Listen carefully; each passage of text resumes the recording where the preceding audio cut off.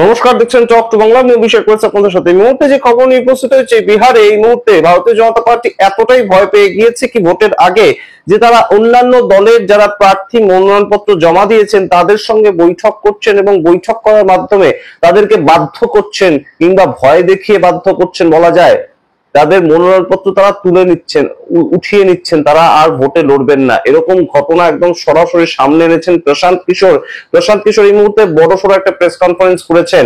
গতকাল তিনি জানিয়েছেন তাদের 3জন প্রার্থীর সঙ্গে অমিত শাহ, দেশের গৃহমন্ত্রী, এবং তার সঙ্গে দেশের শিক্ষামন্ত্রী ধর্মেন্দ্র প্রধান, তারা এসে দেখা করেন এবং শুধুমাত্র দেখা করেন তাই নয়, তারা গিয়ে রীতিমতন তাদেরকে ধমকান এবং তাদেরকে কিডন্যাপ করে ফেলেন, এরকম কথাবার্তা হয়েছে। প্রশান্ত কিশোর একদম এই কথা বলছেন এবং তার পরবর্তীতে তাদের কোনো ধরনের কোনো খোঁজ খবর পাওয়া যায়নি। 17 তারিখ শেষ ডেট ছিল মনোনয়নপত্র জমা দেওয়ার, তার পরবর্তীতে তাদের কোনো রকম খোঁজ পাওয়া যাচ্ছিল না।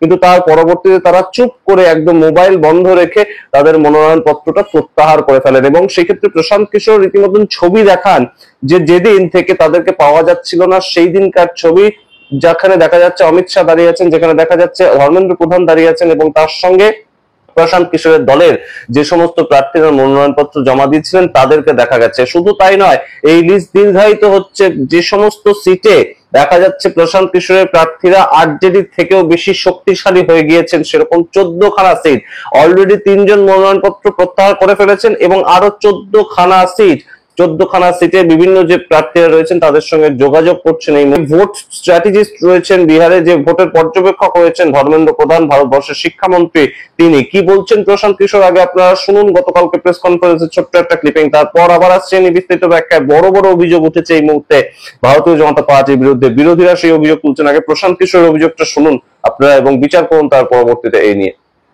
ये देखिए, ये है भारत के गृह मंत्री, ये भारत के गृह मंत्री हैं अमित शाह। अमित शाह जी हैं भारत के गृह मंत्री और साथ में है धर्मेंद्र प्रधान, जो भारत सरकार के मंत्री हैं और भाजपा के यहाँ चुनाव के अधिकारी हैं, प्रभारी हैं। देखिए आप लोग, आचार संहिता की बात होती है, वोटरों को डराने खरीदने पर आचार संहिता लागू है, लेकिन सामने का जो उम्मीदवार है उसको भारत के गृह मंत्री अपने साथ खड़ा किए हुए हैं, पूरे दिन बैठाए हुए हैं ताकि वो नामांकन भी ना कर सके। ये है भाजपा के चाल चरित्र चेहरा।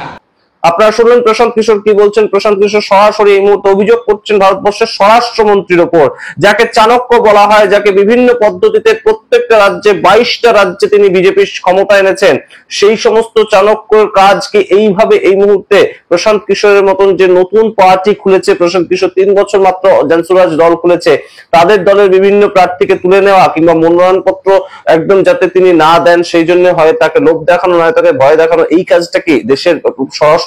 এরকম অভিযোগ যে উঠছে তার বিরুদ্ধে কেন কোনো ক্লারিফিকেশন দিচ্ছেন না এখনো পর্যন্ত বিহারের ভারতীয় জনতা পার্টির যে শাখা, তাদের পক্ষ থেকে এখনো পর্যন্ত কোনো ক্লারিফিকেশন আসছে না কেন যে এই ছবি এখনকার নয়, এই ছবি পুরনো সময়ের? এই প্রশ্নগুলো কিন্তু উঠছে এবং তার সঙ্গে ধর্মেন্দ্র প্রধান, তার বিরুদ্ধে অভিযোগ তুলেছেন প্রশান্ত কিশোর। এতদূর পর্যন্ত গেল এক পক্ষ, কিন্তু এর পরবর্তীতে আরেকটা ক্লিপিং আপনারা দেখুন, যেখানে বিরোধীরা সরাসরি এই অভিযোগ আনছেন যে সেখানকার এমপি তিনি সরাসরি গাড়িতে করে বিভিন্ন ধরনের জিনিসপত্র, টাকা পয়সা ইত্যাদি নিয়ে সেগুলো গ্রামে গ্রামে দিচ্ছেন এবং সাধারণ মানুষের মধ্যে ছড়িয়ে দিচ্ছেন এবং যে ব্যাগে করে সেই জিনিসপত্র, টাকা পয়সা দিচ্ছেন তারা, সেই ব্যাগের মধ্যে 5জন যে একদম মুখ, যে 5জন মুখ একদম দেশের প্রধানমন্ত্রী, বিহারের মুখ্যমন্ত্রী নীতিশ কুমার, চিরাগ পাসওয়ান, জিতেন্দ্র মাঝি, উপেন্দ্র কুশওয়াহা, 5জন যে মুখের একটা সম্পূর্ণ জোট তৈরি হচ্ছে এনডিএ, তাদের সবার ছবি দেওয়া সেই ব্যাগ এবং সেই ভিডিও সামনে আসার পর থেকে কিন্তু অবশ্যই এই মুহূর্তে রীতিমতন ইলেকশন কমিশন অফ ইন্ডিয়া কি করছে, কারণ এই ঘটনা তো ভোট ঘোষণা হয়ে যাওয়ার পরে আর করা যায় না। এই ধরনের যে প্রচার কিংবা এই ধরনের যে মানুষকে নিজেদের দিকে আকর্ষণ করা, রীতিমতন ঘুষ দেয়া, এটা ঘুষ দেওয়ার থেকে অন্য কিছু নয়। সেই জায়গাটা কিন্তু কোথাও গিয়ে ইলেকশন কমিশনের যে কোড অফ কন্ডাক্ট সেটাকে একদম আটকায়। তাহলে এই মুহূর্তে ইলেকশন কমিশন অফ ইন্ডিয়া তারা কি করছে? আগে সেই ভিডিওটা দেখুন কি বলছেন বিরোধী নেতা, তার বক্তব্য শুনুন, তারপর আবার আসছে বিস্তারিত ব্যাখ্যায়। सरकार को कह रहे हैं कि यहाँ पर इलेक्शन कमीशन की धज्जियां उड़ाई जा रही हैं। जाले के मंत्री भाई जो हैं उनके द्वारा, देखिए ये गाड़ी है, गाड़ी जब्त है, भारतीय जनता पार्टी का झंडा है। इधर आइए, इधर आइए, उनके नाम से गाड़ी आवंटित है। देखिए अभ्यर्थी वो जीवेश कुमार, उनके यहाँ से गाड़ी है। आइए, अरे हटो ना यार, देखिए सारा सामान जो है भारतीय जनता पार्टी का है और ये काम आज नहीं हो रहा है, ये काम 1 महीने से हो रहा है और हर एक घर में, हर एक गांव में पहुंचाया गया है। আপনারা দেখলেন সেই ভিডিও এবং এই মুহূর্তে ভারতীয় জনতা পার্টির বিরুদ্ধে মারাত্মক যে অভিযোগগুলো উঠছে সেগুলো কিন্তু তাৎপর্যপূর্ণ, তার কারণ ক্রোনোলজিক্যালি পর পর পর পর প্রত্যেকটা স্টেপে ভারতীয় জনতা পার্টির বিরুদ্ধে অভিযোগ উঠাচ্ছেন বিরোধীরা এবং সেই তার মধ্যে প্রথম অভিযোগ ইলেকশন কমিশনকে কাজে লাগিয়ে 65 লক্ষ মানুষের নাম বিহারের ভোটার লিস্ট থেকে তারা বাদ দিল। তার পরবর্তীতে তাদের দ্বিতীয় অভিযোগ এসআইআর এর মাধ্যমে তারা যে অনুপ্রবেশকারীর কথা বলেছিল, অনুপ্রবেশকারী আদৌ ছিল না, তাহলে কেন এসআইআরটা এই মুহূর্তে এতটা দরকার ছিল, তড়িঘড়ি দরকার ছিল, একদম ভোটের 1 মাস আগে এসআইআর ঘোষণা করে সেটাকে করার কি দরকার ছিল? তাদের মূল উদ্দেশ্য তো ছিল যে অনুপ্রবেশকারী আটকানো, অনুপ্রবেশকারী তো পাওয়াই গেল না বিহারে, তাহলে কিসের ভিত্তিতে তারা এসআইআরটা করলো? এই গেল দ্বিতীয় অভিযোগ। তৃতীয় যে অভিযোগটা তোলা হয়েছে বিভিন্ন বিরোধীদের পক্ষ থেকে সেটা হচ্ছে যে প্রচুর টাকা বিভিন্ন জায়গাতে তারা ছড়িয়ে বেড়াচ্ছে এবং তার একটা নমুনা আপনারা ইতিমধ্যেই আমরা দেখালাম এবং তার পরবর্তীতে এই মুহূর্তে এখনো পর্যন্ত ইলেকশন কমিশনের মাধ্যমে প্রচুর ভুয়ো ভোটার ঢোকানো হয়েছে, যেটা একদম সরাসরি রিপোর্টার্স কালেক্টিভ তাদের রিপোর্ট থেকে উঠে এসেছে যে 14 লক্ষ ডুপ্লিকেট ভোটার আইডি কার্ড এখনো পর্যন্ত বিহারে রয়েছে, যেখানে রীতিমতন তারা ভোট দেবেন এবং ভোট দেবেন তারা সন্দেহ নিয়ে। এই সন্দেহ থাকছে তাদের উপর যে তাদের ডুপ্লিকেট ভোটার আইডি কার্ড রয়েছে, অর্থাৎ একজন মানুষের বিহারেও, পাটনাতেও ভোট রয়েছে, পূর্ণিয়াতেও ভোট রয়েছে। এই যে বিষয়গুলো কোনোভাবেই কিন্তু আটকানো যাচ্ছে না এবং সমস্ত এই বিষয়গুলোকে সংগঠিত করছে ভারতীয় জনতা পার্টি, এমন অভিযোগ হচ্ছে। এবং দেশের স্বরাষ্ট্রমন্ত্রী তিনি দেশের একদম সারা দেশের সর্ববৃহৎ দল যেটা, সেই দলের স্বরাষ্ট্রমন্ত্রী কিংবা বলা যেতে পারে নাম্বার 2, তিনি বিহারে 3 দিনের জন্য এলেন এবং 3 দিনের জন্য এলেন, তিনি বিভিন্ন ধরনের কর্মসূচি রাখলেন, কিন্তু সেই কর্মসূচির মাঝখানে আমরা দেখলাম রাজ্যের মুখ্যমন্ত্রী নীতিশ কুমার, যিনি তার জোট সঙ্গী, সে নীতিশ কুমারের সঙ্গে যখন বৈঠক করলেন তিনি তখন মাত্র 15 মিনিট সময় দিলেন নীতিশ কুমারকে, কিন্তু বাদবাকি যে সময়টা তিনি দিলেন সেই সময়টা সরাসরি চলে গেল বিভিন্ন যে জনসুরাজ দল সেখানকার বিভিন্ন প্রার্থীদের একদম প্রত্যাহার করিয়ে নেওয়ার ক্ষেত্রে তিনি ব্যবহার করলেন। অর্থাৎ যে প্রার্থীরা বেশ খানিকটা শক্ত সমর্থ একটা ঘাঁটি তৈরি করেছে বিভিন্ন জায়গায়, ইতিমধ্যে গত 3 বছর ধরে শুধুমাত্র পদযাত্রা করেছিলেন প্রশান্ত কিশোর এবং তার একটা এফেক্ট যে পড়বে সেটা অনেকেই বুঝতে পারছিলেন। বিভিন্ন জায়গা থেকে ভারতীয় জনতা পার্টির যে সমস্ত প্রার্থীরা মনোনয়নপত্র জমা দিয়েছেন তাদের বিরুদ্ধে যখনই একটা ভোটের রীতিমতন সার্ভে করা হয়েছে, দেখা গিয়েছে যে প্রশান্ত কিশোর সেই সমস্ত জায়গায়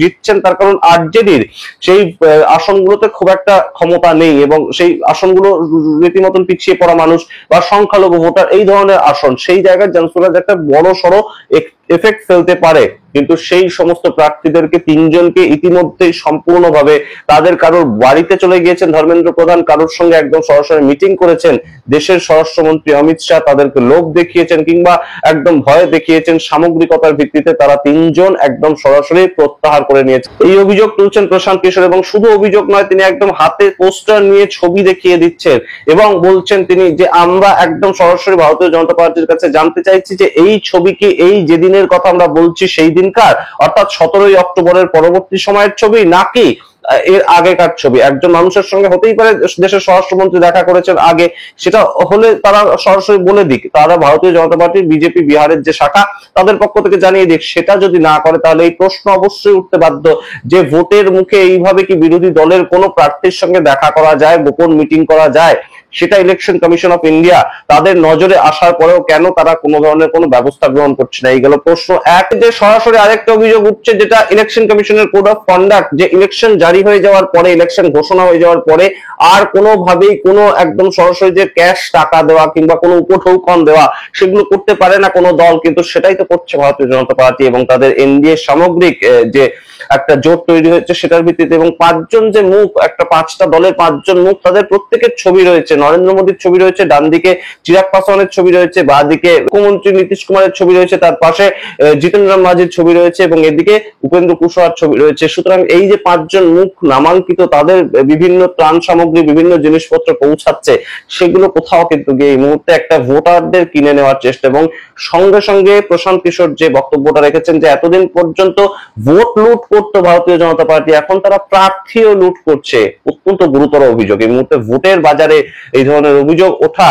সেটা কিন্তু কখনোই সরকারের যে দল রয়েছে গত 20 বছর ধরে তাদের বিরুদ্ধে কোথাও গিয়ে একটা বিরূপ প্রভাব মানুষের মনে পড়তেই পারে এবং সেটার প্রভাব একদম ভোট বাক্সে 6 নভেম্বর 11 নভেম্বর করতে পারে। হয়তো 3টে সিটে প্রশান্ত কিশোরের দল থেকে তারা লড়লেন না, কিন্তু বাদ বাকি বহু সিটে এটার এফেক্ট পড়লো এবং প্রশান্ত কিশোর যেভাবে গতকাল প্রেস কনফারেন্সটা করেছে, যেটা একটা ছোট্ট ক্লিপিং আপনারা দেখলেন অলরেডি, সেটার প্রভাবে বাদ বাকি বহু সিটে জিতে গেলেন প্রশান্ত কিশোর। তাহলে সেই ক্ষেত্রে বিহারের মানুষ তো শেষ উত্তর দেবেন এবং তাকে আটকাবে কিভাবে ভারতীয় জনতা পার্টি বা এনডিএ গভর্নমেন্ট, এই প্রশ্ন কিন্তু এই মুহূর্তে উঠছে। আপনারা সামগ্রিক রিপোর্টের ভিত্তিতে কি মনে করেন অবশ্যই কমেন্ট বক্সে কমেন্ট করুন। দেখতে থাকুন টক টু বাংলা, অবশ্যই টক টু বাংলা ইউটিউব চ্যানেলকে সাবস্ক্রাইব করে দিন। ধন্যবাদ।